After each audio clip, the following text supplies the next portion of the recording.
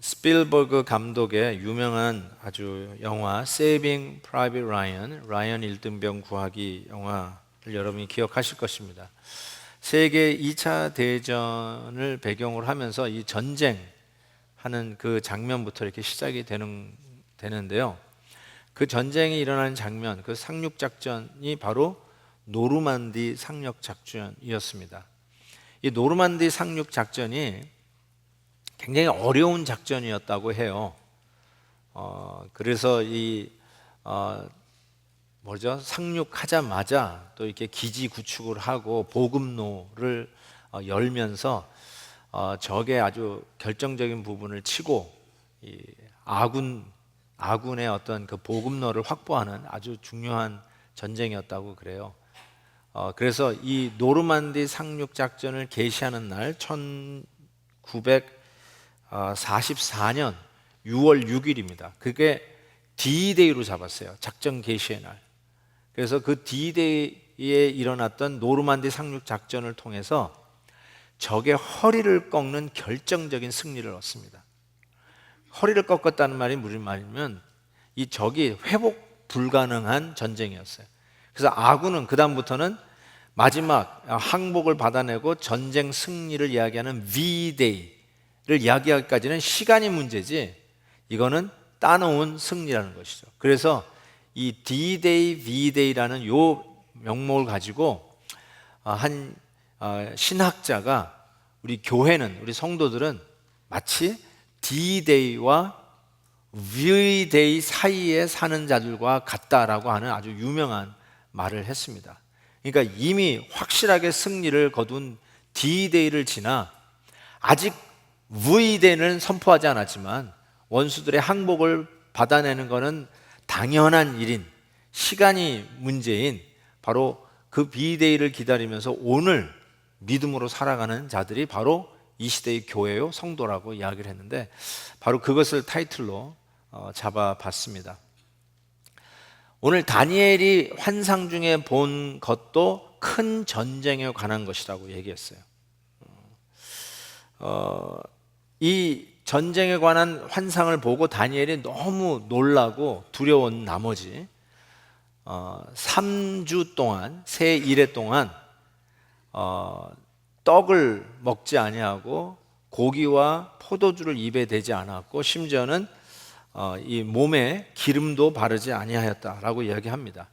이 기름이라는 것은 뭐 향수라고 생각할 수도 있겠지만 이 건조한 지방에서는 마치 로션과 같습니다. 그래서 피부에 로션을 발라서 이 아주 메마른 건조한 날씨에 이 피부가 트지 아니하도록, 그러니까 가장 기본적인 거죠.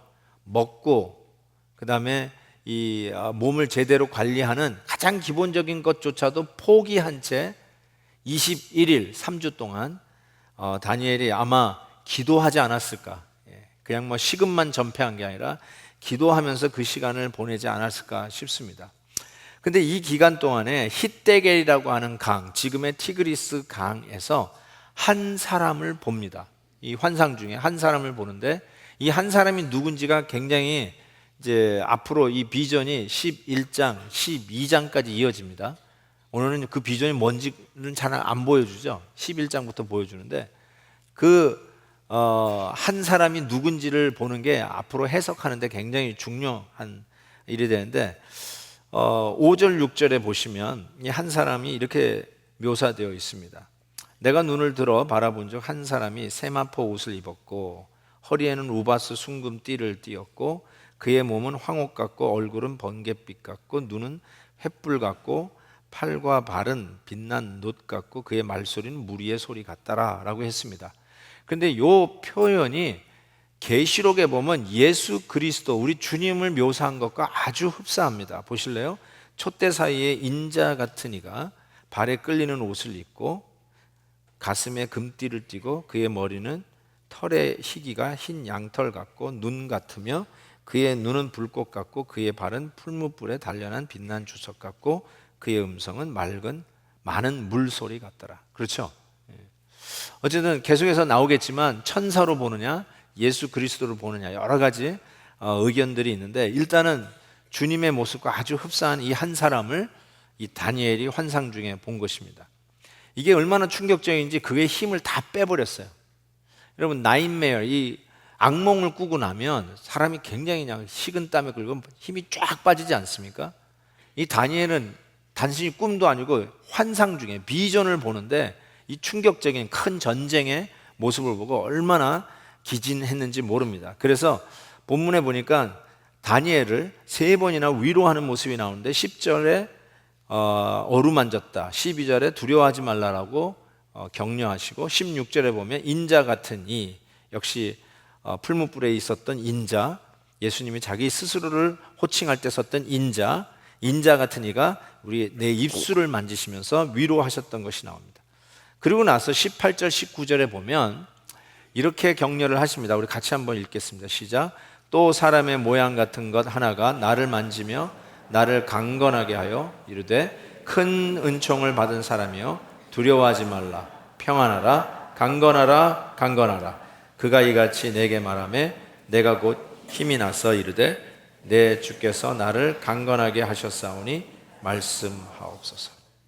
자, 큰 전쟁을 치룰 그 비전을 보니까 얼마나 힘이 들었는지 하나님께서 이 다니엘을 용기를 주세요. 어쩌면 우리 앞에 있는 것이 전쟁입니다. 여러분, 에릭 레마르크의 서부전선 이상 없다라고 하는 소설을 기억하실 것입니다. 이것이 영화화도 됐고 영화가 리메이크를 2-3번을 했던 것으로 기억을 합니다. 서부전선 이상 없다, All Quiet in Western Front라고 하는 이 유명한 소설, 마치 해밍웨이의 무기여 잘 있거라와 함께 더불어 이 반전 소설의 아주 대표적인 소설이라고 할 수 있죠. 저는 그냥 그 제목, 물론 내용도 따로 나눌 수 있겠지만 그 제목에 서부전선 이상 없다, 이 질문을 우리가 던져봐야 될 것 같아요. 여러분의 전선에는 이상이 없는지요? 이제 우리 앞에 전쟁이 치러질 것을 비전 가운데 보여주신 그 하나님 앞에서 우리가 부들부들 떨고 있는 이 다니엘과 같은 모습인데 실은 용기를 북돋아 주세요. 왜 그럴까요? 마땅히 싸워야 할 전쟁이기 때문에. 마땅히 싸워야 할 전쟁이기 때문에. 그래서 우리들의 서부 전선은 어떤지요? 우리가 싸워야 할 이 전선을 3가지로 나누어서 여러분과 함께 나눠보고 싶어요. 첫 번째, 우리가 싸워야 할 서부 전선, 제1전선은 무엇인가? 악한 영과의 싸움입니다. 13절에 한번 보십시다. 13절. 바사 왕국의 군주, 영어로 The Prince of the Kingdom of Persia, 이 페르시아의 군주라고 번역된 가 21일 동안 다니엘이 식음을 전폐하고 기름도 안 바르고 고통 가운데 지냈던 21일과 딱 맞아 떨어집니다. 나를 막았으므로 거기 바사 왕국의 왕들과 함께 머물러 있더니 가장 높은 군주 중 하나인 미가엘이 와서 나를 도와줬다, 이렇게 썼습니다. 이 미가엘은 여러분 알다시피 천사장이잖아요. 그렇죠? 많이 나오니까 가브리엘과 더불어 미가엘, 천사라는 걸 압니다. 근데 그 미가엘을 뭐라고 불렀냐면 높은 군주, 프린스라고 또 불렀습니다. 그러니까 다시요, 바사 왕국의 군주, the prince of the kingdom of Persia 할 때 이 바사 왕국의 군주는 천사로 보는 것이 맞습니다. 그냥 무슨 왕이나 무슨 분봉왕 이런 식으로 보지 마시고 바사라고 하는 이 페르시아 제국에 관할하던 천사, 악한 천사죠. 타락한 천사죠. 왜냐하면 하나님의 나라, 하나님의 왕국을 대적하는 나라였기 때문에 그렇게 볼 수 있을 것 같습니다. 그래서 여기에 이 바사 왕국의 군주 이런 걸 생각해 보면 여기서 우리가 깨닫는 게 뭐냐면 여기서 이제 또 신학적으로 굉장히 또 too much 개발해 가지고 지역령 territorial demons 혹시 들어보셨는지 모르겠어요. 그런 쪽으로 발전하는데 그 정당성은 약하다고 저는 생각해요. 그렇지만 어쩌면 각 지역마다 어떤 이런 천사들이 관할하고 있는 영역도 있지 않았을까, 우리가 충분히 짐작해 볼 수 있습니다. 더 자세히 들어가는 거는 좀 그렇고요. 어쨌든 여기서 뭘 가르쳐 주시냐면 소위 behind the scene, behind the stage라고 우리가 앞에서 보는 것이 전부가 아니라 그 뒤에는 악한 영과의 싸움이 있다는 것을 가르쳐줘요. 이거 우리가 자꾸 뭐 이렇게 신비하게 만들려고 하는 게 아니라 진짜로 우리가 보는 그 이상의 세계가 훨씬 더 큽니다. 보는 세계보다 안 보이는 세계가 훨씬 큰 거를 우리가 깨닫습니다. 그래서 항상 이런 영적인 악한 영과의 싸움이 우리 뒤에 있다는 것을 우리가 인식하셔야 돼요. aware 하셔야 돼요. 이 경각심을 가지셔야 된다는 것이죠. 그래서 야고보서는 이렇게 얘기해요. 너희는 하나님께 복종할지어다 마귀를 대적하라. 그리하면 너희를 피하리라. 마귀를 대적하라. 우리를 향한 명령이죠. 그러니까 우리들의 싸움이 눈에 보이는 혈과 육의 싸움 그 너머 이 마귀, 악한 영과의 싸움이라는 걸 인식하라는 것이죠.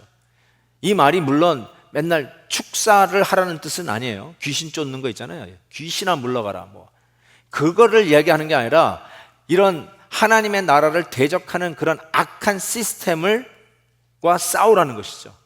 우리가 싸워야 할 싸움인 것입니다.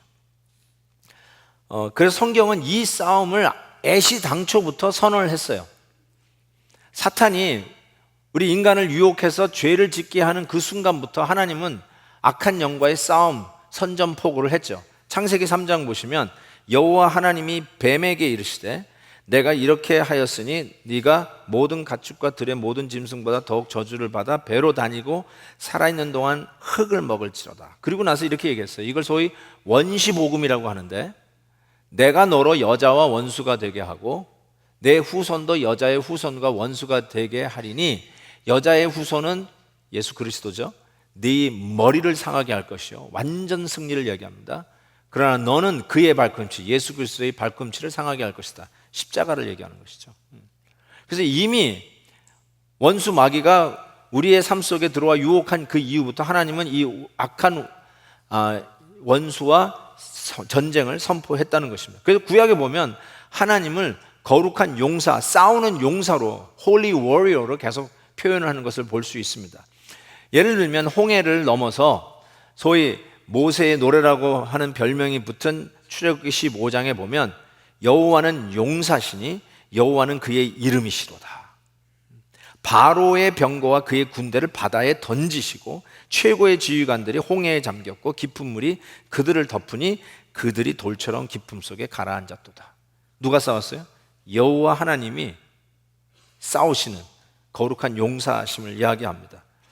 여리고성, 난공불락의 여리고성을 허문 그 순간에 여호수아 6장에 보면 여호와께서 여호수아에게 이르시되 보라 내가 여리고와 그 왕과 용사들을 네 손에 넘겨주었다.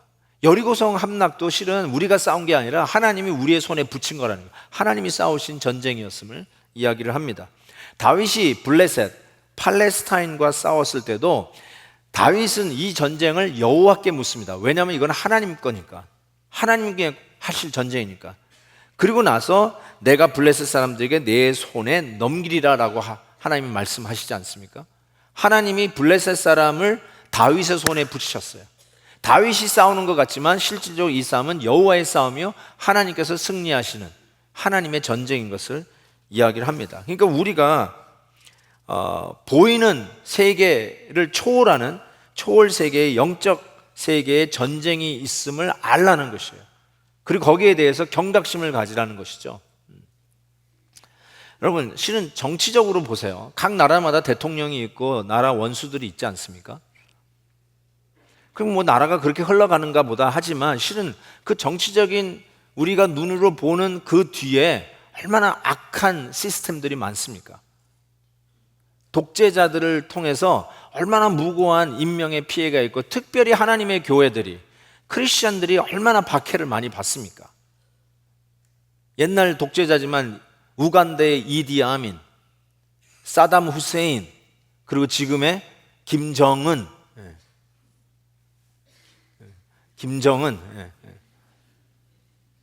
얼마나 많은 크리스천들이 그 밑에서 억울한 죽음과 정말 이 비정의와 불의에 시달리고 있는 것을 보면 여러분 그냥 정치가 아니라 그 뒤에 배경에 악한 영들이 있다는 것을 우리가 분명히 알아야 되죠.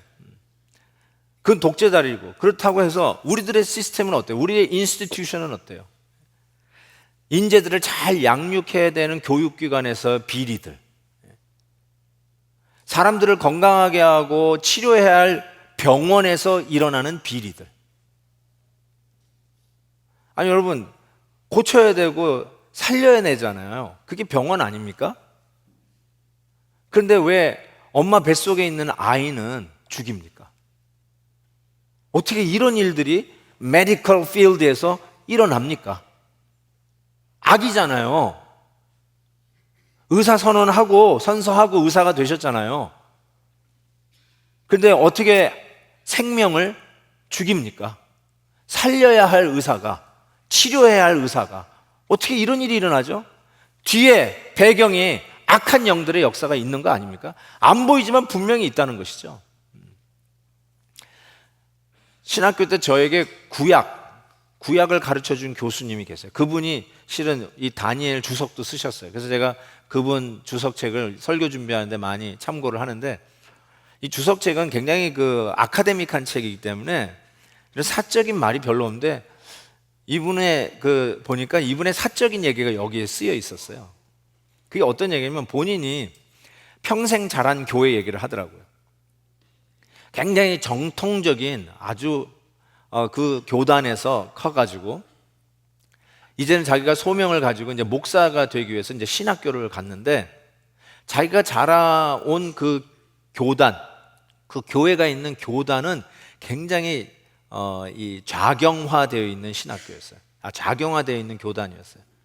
그래서 자기는 복음주의 신학교를 갔다라고 썼어요.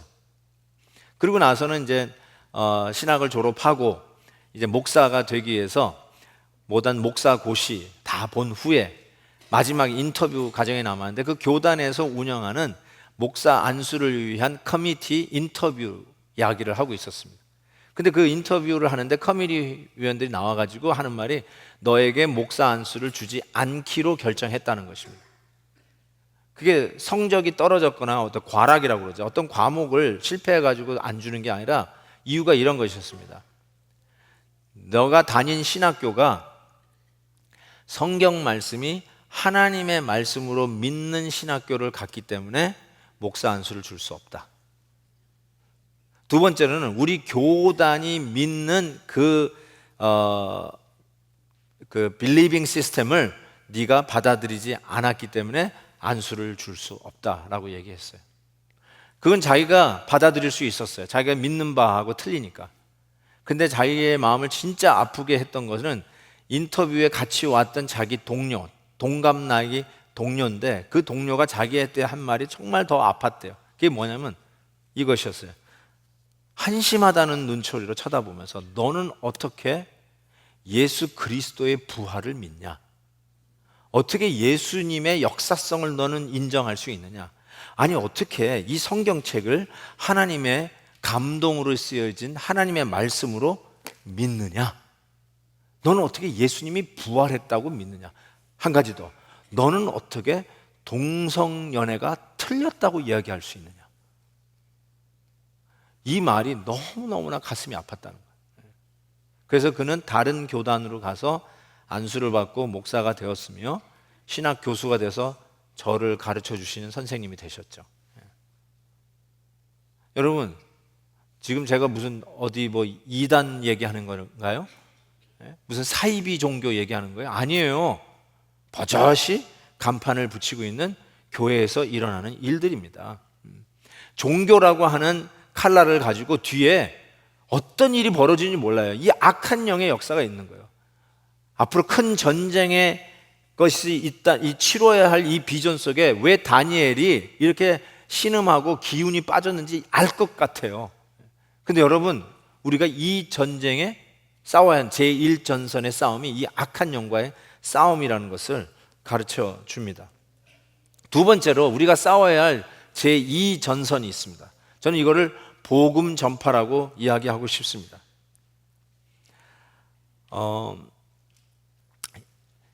신약으로 넘어오면요, 구약에서의 하나님은 싸우는 전쟁의 용사 아니에요? 악한 적들을 완전히 그냥 물리치고 승리하시는 그런 전쟁의 용사로 그려지는데, 신약에 와서는 그런 모습이 없어요. 예수님이 메시아로 오실 것을 다 기대하고 있었잖아요. 그런데 예수님의 제자들조차도 예수님을 이 로마의 압제에서부터 우리를 독립시키고 자유케 할 어떤 정치적 메시아로 기대했던 것이 틀림이 없습니다. 그래서 주님의 나라가 임할 때 나는 좌편에 나는 우편에, 그 얘기도 심상치 않은 얘기 아닙니까? 심지어는 예수님이 당신에게 나올 때 그가 메시아임을 알아보았던 세례 요한도 그를 보고 세상 죄를 지고 가는 하나님의 어린 양이라도 하고 알아봤어요. 그 알아봤던 그 세례 요한도 예수님에 대한 기대를 이렇게 마태복음 3장에 적고 있어요.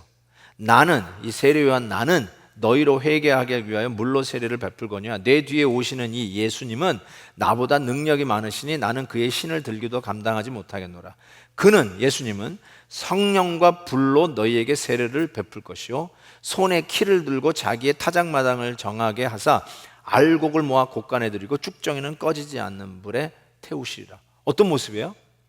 어쩌면 구약에 나타나는 그 용사와 같이 우리 메시아도 단칼에 좌우를 가르고 쭉쟁이들은 불을 태워서 소각시키는 아주 이 게임, 아니 전쟁을 한 번에 끝낼 수 있는 그런 용사와 같은 이미지를 세례 요한도 기대했던 것이 틀림이 없습니다. 세례 요한이 감옥에 들어갔어요. 예수님의 소문이 솔솔 들어오는데 자기가 기대하던 사역이 진행되는 게 아니에요. 그래서 자기 제자에게 보내가지고 물어보라고 그래요. 그게 마태복음 11장 2절이죠. 요한이 옥에서 그리스도께서 하신 일을 듣고, 지금 예수님이 뭔가 하고 있는 걸 들었어요, 소문에. 그래서 갸우뚱거려서 제자들을 보내어 예수께 여짜오되, 보세요, 오실 그이가 당신이오리까? 오신다고 예언한 메시아가 당신 예수입니까? 아니면 우리가 다른 일을 기다리오리까? 하고 물었어요. 세례 요한이 물은 거예요. 이게 뭘 물은 걸까요? 자기 기대하고 다른 일을 지금 예수님이 하고 계시다는 거예요. 자기 기대는 뭐예요? 불이 떨어지는 거죠. 한판에 전쟁을 해가지고 악한 자들을 물러내고 어떻게 보면 우리나라를 든든히 세워내는 어떤 정치적인 힘 있는 메시아를 기대했는지 모르겠어요. 그런데 예수님께서 이 질문에 뭐라고 답하셨는지 아세요? 보세요. 예수께서 대답하여 이르시되 너희가 가서 듣고 보는 것을 요한에게 알리되, 예수님이 하신 일이 이거예요. 맹인이 보며, 못 걷는 사람이 걸으며, 나병 환자가 깨끗함을 받으며, 못 듣는 자가 들으며, 죽은 자가 살아나며, 가난한 자에게 복음이 전파된다 하라. 이게 예수님이 하시는 일이에요. 이게 메시아가 할 일이에요. 어떤 영적 악한 영과의 싸움 뒤에 이 일을 어떻게 예수님은 이 싸움을, 이 전쟁을 이기시냐면 실은 희생함으로, 자기의 기득권을 내려놓으심으로. 지금도 내가 원하면 12영이나 되는 천사들을 호령해서 그 하늘의 군대를 내가 불러서 이 악한 존재들을 싹 쓸어버릴 수 있는 권한이 내게 없는 줄 아느냐? 예수님은 당연히 그러실 수 있었죠. 그럼에도 불구하고 그 기득권을 내려놓으시고 희생을 자초하시고 자기를 부인하시고 십자가 지심으로, 즉 아이러니하게 죽으심으로 우리를 살려내시는 이 복음 전파로 이 전쟁을 승리로 이끌어 내셨다는 사실입니다. 이게 바로 십자가의 승리를 얘기하시는 것이죠. 이걸 뭐라고 하냐면요, 그 신학자가 뭐라고 하냐면 이게 바로 D-Day였어요. 크리스찬들에게는 이 십자가가 D-Day예요. 노르만디 상륙작전, 작전 개시일, 그 D-Day의 승리로 인해서 V-Day는 이미 따놓은 당상. 그래서 우리 앞에 펼쳐지는 전쟁을 두려워하지 말고 이미 이겨놓은 경기니까 나가 순종하고 싸우라는 것이죠. 이긴 경기다. 어떻게 싸우느냐? 힘을 모아서 무력적인 그런 전쟁의 힘을 피워서, 힘을 키워서 군사 장비를 늘려서 이기라는 게 아니라 내려놓음으로, 희생함으로, 양보함으로, 남을 앞세움으로, 내가 얼마든지 따낼 수 있고 내가 얼마든지 누릴 수 있는 권리지만 그 권리를 당연한 것처럼 내가 누리지 아니하고 남들에게 양보하고 내어줌으로써, 그리고 내 생명을 희생하면서까지 십자가에 죽으신 예수 그리스도가 이루어내신 그 D-Day 모습처럼 우리도 양보함으로, 희생함으로, 나를 내려놓음으로 이 전쟁에서 승리할 것을 이야기합니다. 그래서 예수님께서 우리에게 남겨주신 가장 위대한 명령, The Greatest Commission, 그냥 The Great Commission이 아니라 The Greatest Commission, 지상명령은 이렇습니다. 다 같이 한번 이거는 암송해도 좋습니다. 시작. 예수께서 나와 말씀하여 이르시되 하늘과 땅의 모든 권세를 내게 주셨으니 그러므로 너희는 가서 모든 민족을 제자로 삼아 아버지와 아들과 성령의 이름으로 세례를 베풀고 내가 너희에게 분부한 모든 것을 가르쳐 지키게 하라. 볼지어다 내가 세상 끝날까지 너희와 항상 함께 있으리라 하시니라. 아멘. 아멘. 여러분, 우리가 새생명 축제를 올해로 5년째 하고 있습니다. 그러니까 혹시 우리에게 들을 수 있는 생각은 이게 그냥 연중 행사인가 보다라고 생각할 수 있는데 그렇지 않습니다. 이거는 완전히 교회의 본질에 대한 얘기고요, 성도로서의 나의 정체의 본질을 이야기하고 있습니다. 우리가 마땅히 싸워야 할 싸움이 무슨 싸움이라고요? 제2전선 복음 전파입니다. 이 복음 전파, 이 전쟁을 우리가 싸움으로 순종할 때 이기는 경기인데, 이거를 하지 않으면 단순히 패배, 실패로 끝나는 정도가 아니라 가장 본질적인 나의 나됨, 성도로서의 나의 나됨을 저버리는 것이라고 해도 틀리지 않습니다. 다 이겨놓은 경기, D-Day, 십자가의 승리가 이미 선언되고 V-Day, 마지막 최후의 승리는 따나온 당산인, It's a matter of time. 그런 상황 속에서 우리가 순종하지 않는다는 것은 나의 나됨을 포기하는 것과 다를 바 없다는 것입니다. 그래서 여러분, 저희 교회에서 이와 같은 일들을 하면서 오늘도 아마 그 초대를 받고 미리 오신 분도 있지 않을까 싶어요. 웰컴, 잘 오셨습니다. 정말 잘 오셨어요. 근데 여러분 한번 생각해 보세요. 오늘 3차 작정도 하겠지만 이런 거 안 했으면 여러분 관심도 없을 수도 있어요. 그게 본질인지도 모를 수도 있어요. 그리고 충분히 전할 수 있는 사람을 수도 없이 만났는데 저분에게 내가 순종함으로써 이 복음 전파를 해야 되겠다고 하는 생각조차도 안 하고 만나고 헤어지고 만나고 헤어지실 수도 있어요. 그런데 이 일 때문에 하나님이 붙여주신 사람이 아닐까? 나를 통해서 전하라고 하는 것이 아닐까? 하는 생각이 들기 시작해요. 내가 뭐 전할 수 있겠구나. 우리 기독교의 최대의 명절이 부활절인 거 아시죠? 한번 안 오실래요? 이번 4월 1일 날 해볼 수 있는 거예요. 순종하면서 해볼 수 있는 거예요. 실패할까봐, 거절당할까봐 두려워하지 마세요. 따놓은 당상이에요. D-Day를 통과한 성도예요. 이미 예수 그리스도께서 악한 원수의 허리를 꺾어버렸다고요. 여러분에겐 실패가 없어요. 여러분에겐 좌절이 없어요. 순종하고 이 전쟁에 임하면 승리는 따놓은 당상이에요. 아멘입니다. 그 마음을 가지고, 열린 마음을 가지고 앞으로 2주간 하나님이 여러분 앞에 붙여놓을 사람들을 눈 뜨고 보세요. 옛날에는 눈이 가려져가지고 그 필요성도 못 느꼈어요. 수도 없는 사람이 여러분과 접촉하고 헤어지고 접촉하고 헤어졌어요. 그런데 이번 2주 동안은 정신을 차리세요. 하나님이 누구를 갖다 붙일지 몰라요. 누구를 옆에 여러분에게 갖다 내올지 몰라요. 그때 wake up! wake up! 눈을 뜨세요. 그리고 순종하면서 전하세요. 그리고 하나님이 하시는 일들을 보세요. 이것이 우리가 싸울 제2전선 복음 전파입니다. 그리고 우리가 싸울 세 번째 전쟁이 있습니다. 전 그거를 자신과의 전쟁이라고 이야기하고 싶습니다. 우리가 예수 믿으면 더 이상 뭐 고난도 없고 어려움도 없다 라고 생각할지 모르지만 그리스도 안에서 태어난 새로운 피조물 된 새 자아는 옛 습관 속에 젖어 있는 나의 옛날 모습, 옛 자아와 늘 충돌하며 싸웁니다. 예수 믿으면서 옛 자아가 죽었으면 참 좋겠는데 죽어 있는 게 아니거든요. 죄는 용서받았지만 죄의 영향권은 없어진 게 아니거든요. 그 영향력은 어마어마하게 크거든요. 그래서 참 매일매일 나와의 이 전쟁을 치러야 되는데 예수님이 이거를 아주 재밌게 표현하셨어요. 외식하는 자여 먼저 내 눈 속에서 들보를 빼어라. 그 후에야 밝히 보고 형제의 눈 속에서 티를 빼리라. 이렇게 얘기했어요.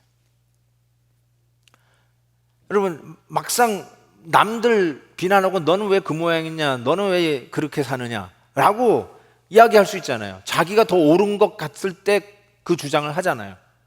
How dare! 얼마든지 할 수 있잖아요. 근데 예수님께서 잠깐만 생각해 보라는 거예요. 남의 눈에 그 티를 빼려고 애를 쓰는데 실은 너는 네 눈에 들보를 끼고 있다는 거예요. 들보.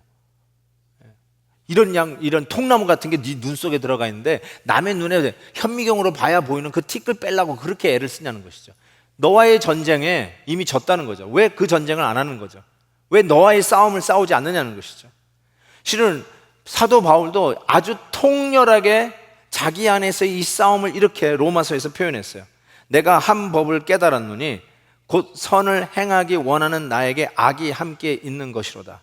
내 속사람으로 하나님의 법을 즐거워하되 내 지체 속에서 한 다른 법이 내 마음의 법과 싸워 내 지체 속에 있는 죄의 법으로 나를 사로잡는 것을 보는도다. 오호라 나는 공고한 사람이로다. 여러분, 사도 바울의 이 공고하다고 하는 이 토로에 나도 그래요 라고 동의하고 싶지 않습니까? 실은 여러분, 이런 갈등이 왜 없습니까? 우리가 예수 믿는다고 하지만, 성도로서 열심히 섬긴다고 하지만 뒤돌아보면 실은 내가 얼마나 부족하다는 걸 자꾸 깨닫는 것이 신앙생활 아니에요? 예수 믿기 전에 이런 거에 대해서 양심의 가책도 없었어요. 이렇게 사는 데에 대해서 멀쩡하게 살았어요. 그런데 작은 거 하나까지도 하나님이 내 마음에 양심의 가책을 주세요. 내 안에 있는 이 나와의 싸움에 이 민감함을 계속해서 일으키시는 걸 볼 수가 있어요. 저는 근본적으로 부지런한 사람을 좋아합니다. 뭐 당연한 거죠. 예. 그리고 당연히 부지런해야 됩니다. 사람은. 난 게으른 건 못 봐주겠어요, 솔직히. 예. 정말 그래요. 난 게으른 건 못 봐줍니다. 우리 가족도 게으른 건 못 봐주고요. 뭐 가족이 못 봐주면 그냥 그래도 데리고는 살아야 되겠지만, 예. 저하고 같이 일하는 사람은 저는 게으른 건 못 봐줍니다. 진짜로 그래요. 근데 여러분 생각해 보세요. 우리 성가대원도 부지런해야 되죠. 정시에 와야죠. 연습에 늦지 말아야지. 그렇죠? 근데 그게 정시에 왔어요. 그런데 그게 당연한 거예요? 아니면 대단한 거예요? 당연한 거죠. 근데 왜 대단한 일을 한 것처럼 목에 힘 주세요? 왜냐하면 보세요. 부지런하게 열심히 섬기는 거, 그거 당연한 거예요. 그런데 언제 목에 힘주기 시작하냐면 자기처럼 안 하는 사람이 눈에 들어오기 시작할 때. 나도 집사인데 지도 집사인데 왜 안 해? 나는 이렇게 이성적으로 합리적으로 하는데 왜 저 사람은 비합리적으로 일해? 이게 생각이 나잖아요. 합리적으로 일하는 게 목에 힘줄 일이 아니거든요. 당연히 그렇게 해야 되는 건데 그렇지 않은 사람을 향해서 목에 힘을 주고 너는 왜 이랬냐 저랬냐면 하는 그 비판하는 의식을 예수님이 뭐라고 얘기했냐면 왜 남의 눈에 티를 빼려고 하느냐? 너는 이미 열심히 했다고 하고 부지런히 했다고 하고 네 나름대로 합리적으로 했다고 하지만 남을 벌써 정죄하고 비판하는 그 모습을 뭐라고 얘기했어요? 네 눈에 들보나 빼라. 그게 더 못된 죄라는 거예요. 게으른 사람보다 게으른 사람을 비판하고 국률함이 없는 그 마음이 실은 더 못된 들보와 같다는 것이에요. 이걸 아냐는 거죠. 사도 바울이 오호라 나는 공고한 자로다. 더 못된 사람이 되어서 더 악한 사람이 되어서 공고한 사람이 아니라 드디어 그걸 깨닫는 거예요. 착하게 살고 거룩하게 살고 열심히 있게 살고 바르게 살고 이성적으로 살고 똑똑하게 살았는데 그것이 당연한 건데 남을 비판하고 정죄하고 남을 향해서 거친 말을 내쏟는 사람이 되면 남의 티끌이나 뽑으려고 하는데 실은 네 안에 있는 들보는 보지 못하는구나. 자기 안에 있는 죄와 싸워야 하는 이 제3전선의 싸움에서 지고 있는 우리들의 모습을 일깨워 주시는 거죠. 그래서 깨우라는 거죠. 계속해서 깨우라는. 이거를 신학적인 말로 성화라고 합니다. 성화, 이 sanctification. 내가 예수 그리스도 안에서 점점 주님의 모습을 닮아가는 모습은 이 과정을 통과하게 돼 있어요. 자기 자신과의 끊임없는 이 전쟁, 이 제3전선에서의 싸움을 이겨야 된다는 것이죠. 어떻게 싸워야 될까요? 에베소서 6장에 굵직한 힌트가 있습니다. 하나님의 전신갑주를 취하래요. Full armor of God. 갑옷을 입으래요. 하나님의 영적 갑옷. 나중에 이 부분도 제가 하나하나 강해를 할 기회가 있을 거라고 생각합니다. 이렇게 써 있어요. 마귀의 간계를 능히 대적하기 위하여 하나님의 전신갑주를 입으라. 우리의 씨름은, 자 보세요, 우리의 싸움은, 전쟁은 혈과 육을 상대하는 것이 아니에요. 영적 세계를 얘기하죠. 통치자들과 권세들과 그 어둠의 세상 주관자들과 하늘에 있는 악의 영들을 상대함이라. 그러므로 하나님의 전신갑주를 취하라. 그렇게 해놓고서 하나하나 얘기해요. 진리의 허리띠, 의의 호심경, 평안의 복음의 신발을 신고 믿음의 방패와 구원의 투구와 성령의 검을 가지고 싸우라, 이렇게 얘기하잖아요. 그리고 나서 이렇게 결론적으로 전신갑주가 뭔지를 설명하는데 한번 같이 읽을까요? 18절 19절 시작. 모든 기도와 간구를 하되 성령 안에서 기도하고 이를 위하여 깨어 구하기를 항상 힘쓰며 여러 성도를 위하여 구하라. 또 나를 위하여 구할 것은 내게 말씀을 주사 나로 입을 열어 복음의 비밀을 담대히 알리게 하옵소서 할 것이니. 전신갑주 얘기하고 나서 뭘 하라라고 사도 바울이 부탁하냐면 기도하라고 얘기해요. 그러니까 이 전신갑주가 하나로 뭉치는 무기로 얘기한다면 그게 기도예요. 우리가 가장 잘못 생각하고 있는 오해 중에 오해는 기도를 우리 크리스찬이 할 수 있는 가장 소극적인 방법이라고 생각하는 겁니다. 제가 한번 이런 일을 당한 적이 있어요. 실은 저에게 도움을 청하는 분들이 상당히 많습니다. 그게 즐거움으로 할 때도 있지만 어떨 때는 좀 황당할 때도 있어요. 그래서 이런 프로젝트 저런 프로젝트가 있는데 우리 베들교회에서 좀 밀어주시면 이걸 해보겠다고 이렇게 요청하는 분들도 제법 많습니다. 근데 제가 이제 그걸 다 응할 수는 없잖아요, 솔직히. 그래서 제가 그때 이렇게 얘기합니다. 예, 기도해 보겠습니다. 그랬더니 이분이 뭐라고 하는 줄 아세요? 안 하시겠다는 소리군요. 딱 그래요. 제가 깜짝 놀랐어요. 저는 생각 없이 그렇게 얘기했거든요. 기도해 보겠습니다. Let me pray about it. Means I don't want to do it. 그 뜻이래요. 어떻게 생각하세요, 여러분?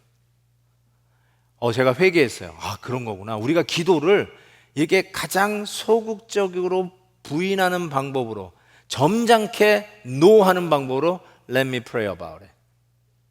기도해 보겠습니다. 이렇게 얘기하는구나 라는 생각을 했는데 내가 속았다는 생각을 해봤어요. 잘못된 거예요. 여러분, 기도는 지금 전신갑주를 하나로 얘기하면 그게 기도예요.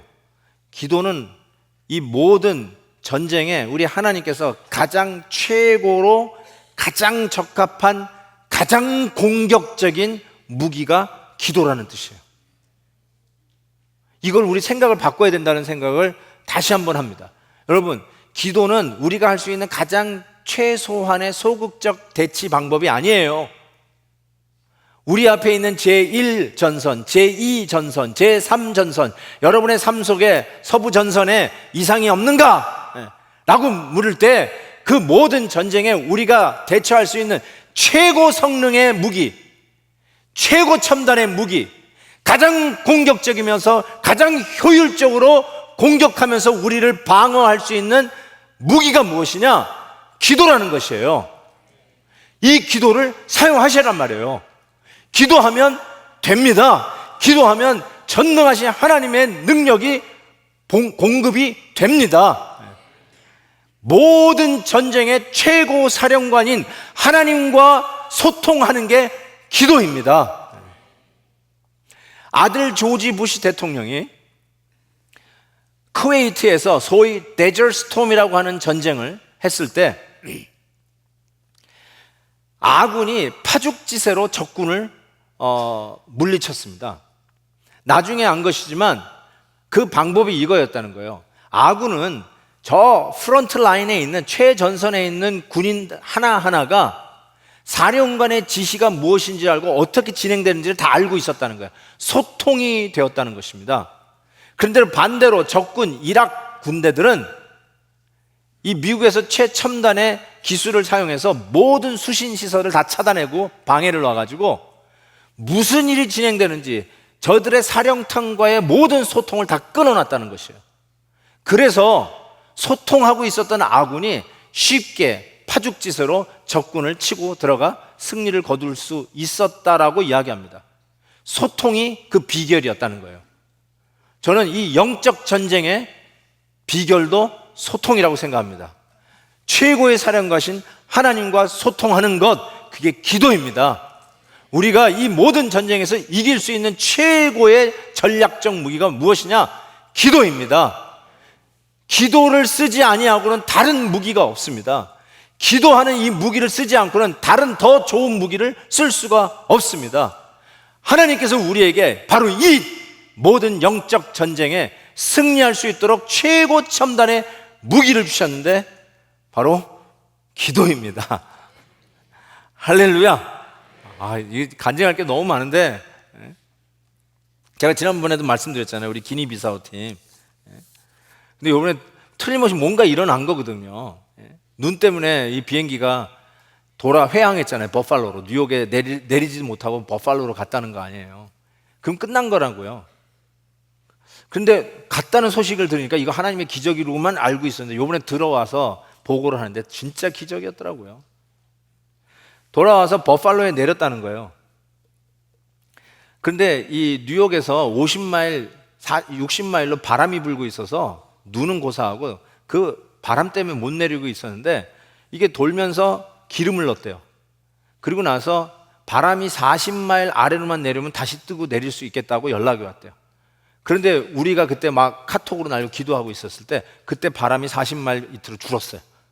그래서 떠가지고 뉴욕에 들어갔는데 LA에서 떠날 때 우리 비행기가 떠나고 그 다음부터는 다 캔슬.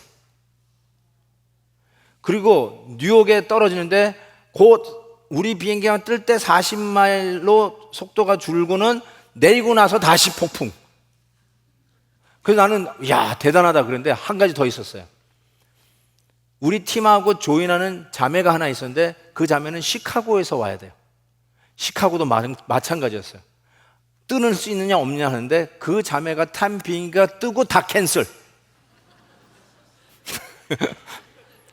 내릴 수 있느냐 없느냐 하는데 우리가 내리는 그 40마일 밑으로 줄을 때 그때 딱 내린 거야, 다 같이. 그래서 우리 기니비사우 팀 비행기 2대만 뉴욕 공항에 내렸어요. 진짜 놀래지도 않아. 내가 이게 내가 틀림없이 일이 있다고 내가 얘기했잖아요. 근데 여기 와서 들으니까 소름이 쫙 끼치는 거야. 다시 제가 말씀드릴게요. 한국에 건강 때문에 문제 있는 부모님 계세요? 기도 핫라인을 가동하세요. 여러분의 셀 식구들에게 전화를 돌리세요. 기도해 주세요. 지금 1시에 기도하는 시간, 수술 받는 시간이에요. 기도 돌리세요. 우리 아들이 힘들어하고 있는 상황이 있으세요? 지금 큰 어려운 위기가 있으세요? 기도의 핫라인을 돌리세요. 최적, 가장 효과적인 무기를 하나님 우리에게 주셨는데 승리할 수 있는, 순종만 하고 그 전쟁에 뛰어들면 승리할 수 있는데 그 기도를 핫라인을 안 돌린다고요? 컴온. 하나님이 우리에게 주신 약속의 말씀 아닙니까? 하나님이 분명히 우리에게 이 은혜를 주실 것을 믿습니다. 하나님께서 영광 받으시는데요. 여러분, 저는 여러분 이렇게 봅니다. 오늘 여기 1층, 2층에 앉아 계신 여러분들을 저는 패잔병으로 보지 않습니다. 하나님께서 징집 광고를 냈어요. 하나님의 나라를 위하여 십자가의 군병들 모집합니다 라고 하는 광고를 보고 저 응모합니다, 저 좀 써주세요 하고 온 십자가의 군대들이라고 저는 믿습니다. 아멘 안 하는 분들은 뭐예요? 예? 아유 목사님 나 여기 아파요 저기 아파요 나 여기 힘들어 저기 힘들어 저 기저귀 채워주세요 라고 하는 시시껄렁한 사람들이 아니라 예수 그리스도의 군사되어 하나님 나라의 영광을 위하여 보이지 않는 영적 전쟁이지만 이미 이긴 승리인 것을 믿고 담대함으로 예수 그리스도의 십자가의 D-Day를 믿고 이제는 우리를 기다리고 있는 것은 승리의 날 V-Day 뿐이 없음을 믿고 우리 주님이 부르시는 이 전쟁에 대한 순종함으로 내가 여기에 응모합니다 라고 하는 십자가의 군병들인 것을 저는 믿습니다. 우리 요즘 너무 약간 연약한 찬송들 있잖아요. 당신은 사랑받기 위해 태어난 사람 이런 거 하지 말고 오늘은 십자가 군병 이거 한번 불러보면 어떨까요? 예, 이거 한번 1절 힘있게 한번 부릅시다. 1절, 3절, 5절인가요? 이렇게 한번 불러보십시오. 여러분은 예수 그리스도의 군사된 자입니다. 하늘나라의 군병들입니다. 십자가 군병되어서 아멘 예수를 쫓을게 아멘 무서워하는 마음으로 주 보는 자 아멘 나의 주 그리스도 나를 속량했으리 나 십자가를 벗으르 정멸유관시리 이 죄악 많은 세상에 수많은 원수들 날 유혹하고 성취냐 죄질은 나를 할렐루야 나의 주 아멘 그리스도 나를 속량했으리 나 십자가를 벗으르 너널유관 승리의 그날 승리의 그날 이르러 십자가 군병들 대가를 불러 대가를 불러 영광을 아멘 주님께 돌리리 아멘 나의 주 그리스도 나를 속량했으리 나 십자가를 벗으르 정멸유관시리 십자가 군병들이여 우리 담대하게 나갑시다. 가슴 펴고 군복을 입은 사람답게 옷도 단정하게 딱 입고 모든 무기 다 준비되었으니까 이제 순종하고 나가는 것 행진하는 것이죠. 그 마음으로 하십시다. 여러분 앞에 싸워야 할 전쟁들이 있어요. 제1전선에 문제가 있습니까? 제2전선에 문제가 있습니까? 아니면 제3전선에 문제가 있습니까? 여러분의 서부전선에는 이상이 없습니까? 순종하며 이 전쟁에 이미 승리가 보장된 이 전쟁에 믿음으로 뛰어 들어갈 수 있기를 바랍니다. 우리 한번 여러분 앞에 있는 문제를 놓고 우리 주여 한번 외치고 군인답게 군사답게 징집되어서 자원 입대한 당당한 군사답게 우리 하나님 앞에 통성으로 힘있게 기도할 수 있기를 바랍니다. 우리 주여 기도하고 한번 하나님 앞에 간절히 나아가겠습니다. 주여 하나님 아버지 오늘도 주님 앞에 하나님이 우리 앞에 있는 수많은 문제들이 있지만 하나님 이미 우리에겐 승리가 약속되어진 놀라운 하나님의 은혜가 있음을 믿습니다. 하나님 우리와 함께 싸워주시고 이미 하나님께서 우리의 삶 속에 승리를 약속해 주신 싸움이오니 담대하게 싸우게 해 주옵소서. 우리 안에 있는 죄악의 유혹들 하나님 오늘도 우리의 발목을 붙들고 우리를 넘어뜨리는 수많은 죄악의 유혹들이 있지만 하나님 당당하게 성령의 검을 빼어 하나님이여 짐승스레 함께 우리의 욕심을 드는 이 고개를 자르게 하시고 우리 주님의 이름으로 승리의 계가를 불러 하나님 앞에 영광을 돌리는 저희들 되게 하여 주시옵소서. 우리의 삶 속에 우리의 회사 속에 우리의 시스템 속에 숨어있는 악한 영들의 역사를 주께서 아십니다. 주여 함께 해주시고 오늘 아버지 승리하며 복음 전파하며 하나님의 놀라우신 이 복음을 증거하는 일에 아버지 우리가 나가 싸울 수 있도록 도와주시옵시고 온전히 증거하는 저희들 되게 하여 주시옵소서. 믿습니다. 예수 그리스도의 이름으로 기도하옵나이다. 아멘. 아멘.